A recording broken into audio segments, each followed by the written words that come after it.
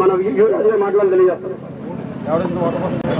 మిత్రులారా, విషయాలన్నీ కూడా మన నౌకరాజు గారు చెప్పారు, అలాగే మన కార్మికురాలు హేమలత గారు కూడా చెప్పారు. మనందరికీ కూడా ఈ రోజు ఇక్కడికి రావడానికి కారణం మనం న్యాయం జరిగే వరకు కూడా పోరాడాలి. ఇదే నేను కోరుకుంటున్నానమ్మా.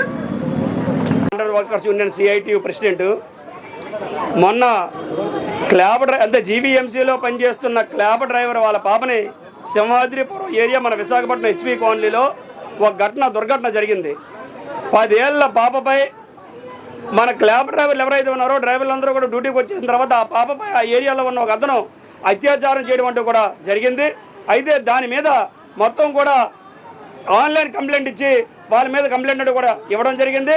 అయితే ఈరోజు మేము చెప్పేది ఏంటంటే, ఎవరైతే మున్సిపల్ కార్మికులు ఉన్నారో మున్సిపల్ కార్మికులందరూ కూడా తెల్లవారి లెగిసి డ్యూటీలకు వచ్చేస్తుంటారు.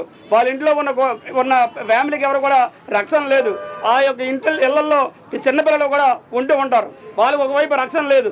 ఈరోజు విశాఖ నగరాన్ని మొత్తం కూడా శుభ్రం చేసే మున్సిపల్ కార్మికులు కుటుంబంలో మాత్రమే ఇలా జరిగితే ఇంకా ప్రభుత్వం కూడా ఇప్పటివరకు కూడా స్పందించలేదు. మేము మాట్లాడేది ఏంటంటే, మేమేం డిమాండ్ చేస్తున్నామంటే, ఎవరైతే ఆ యొక్క ఘటన చేశాడో చేసిన అతన్ని వెంటనే శిక్షించాలి. అలాగే ఈ బాధితురాలు కుటుంబానికి వెంటనే తగిన నష్టపరిహారం ఇచ్చి ఆ కుటుంబాన్ని వెంటనే ప్రభుత్వం ఆదుకోవాలి.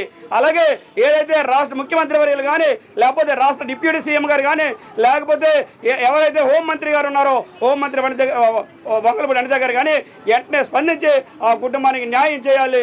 లేకపోతే మాత్రం విశాఖపట్నంలో ఉన్న మున్సిపల్ కార్మికులందరమే కూడా మరి ఒక సమ్మెలో కూడా వెళ్ళే పరిస్థితి కూడా ఏర్పడుతుంది. ఎందుకంటే విశాఖ నగరం కోసం, విశాఖ నగరంలో ఉన్న ప్రజల ఆరోగ్యాల కోసమే పనిచేస్తున్నాం కాబట్టి వెంటనే మున్సిపల్ కార్మికుల కుటుంబానికి తగు న్యాయం చేయాలని చెప్పని డిమాండ్ చేస్తూ ఉన్నాం.